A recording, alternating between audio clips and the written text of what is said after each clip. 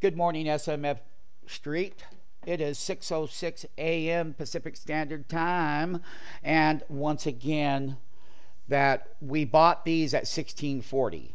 They just marked the last print of the day in here. That's what, but we owned them. We traded them. We did not get an irrational exuberance on the entry. We talked about a gap up above the previous high that Google had put in a couple of weeks ago. And basically what that is that this gap above that high. So, and on this daily chart here, you'll see in the last several trading days what has gone on and how that gap today is going to go above the swing high over here. And we said this last night, but we're just looking at some of these sticks that are right here. So basically, when we look at a much more in-depth chart, that's what we're going to do. The asset has not performed in 2010 compared to other inflated assets, or you could say the asset is the underlying equity.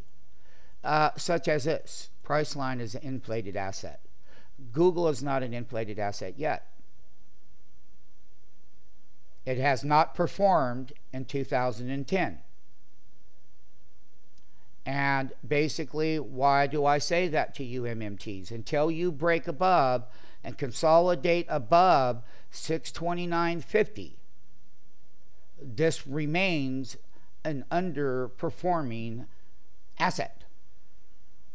It's good for a trade. We'll cash in, sure. But it's not an inflated asset.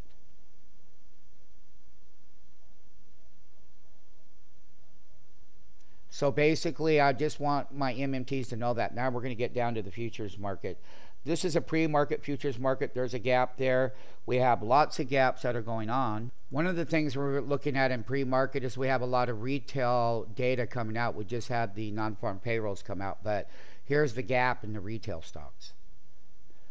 And we were talking about, or talking with MMTs about the differences in the teen fad and the necessity-driven retailer, necessity-driven economy. Necessities. They outperform the little teen retail stocks in this environment. So Target, as I was saying, it's got a good gap, $1.07. And people in this economy have to go to Target and buy things. So that's a good retailer to always look at in this environment that we're in. When I take a look around at other areas, we're going to be looking at that gold and silver gap today. And these are all the gap opens right now in the miners. Okay, in the commodity space, which is right here, we'll take a look at these gaps in pre-market. So there's lots of gap ratio opportunities in broad sectors. It is 20 minutes before the opening bell, and one of the things over here is the energy sector and the type of gaps and the type of things that asset managers, fund managers, the way that the Fed did their thing with the FOMC meeting yesterday, it's going to force people to put on bigger trades, taking higher risk, because they're going to be chasing yield, and they're going to be chasing performance. And these are good names too. A lot of them are on the NYSE. So we're going to be looking, MMTs, as to where and what sectors are getting the gaps. SLB, Slumber Air, whatever they call it. Here's that rig Transocean, $1.10 off its earnings last night. Oil services, we're just going to be looking in some of these areas of where these gaps are coming. And it's nice for you to see in pre-market. Now take a look in the S&P banking. You don't have near the gaps. There's nothing that we want to trade here. They don't make enough movement because they don't. One of the things we'll be looking at is, let's take a look at the healthcare. Well, they're not doing much with that. What about the gaming? Casino stocks not doing much with that. So what we're doing, new MMTs, is we're just kind of taking a look to see where some of the gaps are and what sectors. Here is the GSTI semiconductor area. Marginal gaps. Transports are going to be something in the Dow transports today. We look at the gap open here.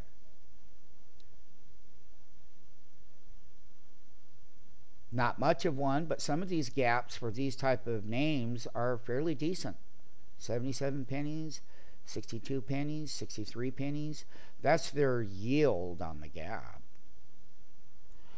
In the food or fertilizer, Mosaic is up. Not a lot going on in here with the ag names. So it's kind of nice to know that. Let's take a look at biotech. Are there any things going on there today? Not too many gaps yet. Nasdaq biotech as a whole, not too many gaps. So basically, when we look around here, SLXP has got a $1.46 gap. So there's got to be something going on with the name. Okay, so that's the one that we can find out of their MMTs. As we go hunting, we hunt. And then we'll use our market maker skills. Here's the S&P 500 as a total. You got Apple. That's the biggest gap so far in there, but there could be more. CRM is a good one. That's a nice yield on that gap in the S&P. Let's take a look and see if we can, just for the heck of it, is get all the high gaps that's in this S&P 500, starting with Priceline, Whole Foods earnings last night, got Google, got the Qualcomm came through, got that hot copper and gold, FCX, you got that Apple ratio gap. Look at that TWC gap. So here I can sort and I can look at my ratio gaps, MMTs, which empower me and provide me with many opportunities to make my daily MMT wage. And that's your MMT market maker paycheck. BTU Energy, you can look at the certain names that are important and the ratio. Now we'll use our market maker platform that you are provided, and then you will go to work and you will start executing. And you have 15 minutes before the opening bell, MMTs. And the wonderful thing about today and every day is that higher ratio gaps always have pullbacks intraday or within the first hour. And shorting the high end of the ratio gap, and you yield $1.50 intraday, ratio down, and you cash out, because the public will chase the gap. Once the public has done their little hooey, well, then what happens is there's no more buyers up at the top, and then that's why you get the intraday pullback. For taking the short intraday, I didn't say hold it overnight. I'm not talking bear trends. I'm not talking bull markets. I'm not talking about anything. I'm talking about ratio gaps and trading those in your SMF platform. They will pull back. Then they're going to be strong after the pullback. So you get a good short off of that pullback. Then you go long and you look for the strength and the momentum. And people are chasing performance. So while people chase performance, when they do pull back, that's you're shorting the pullback. Then you come out and you go long, because you're going to be looking for that firepower momentum, price action momentum. MMTs, that's pre-market. MMTs.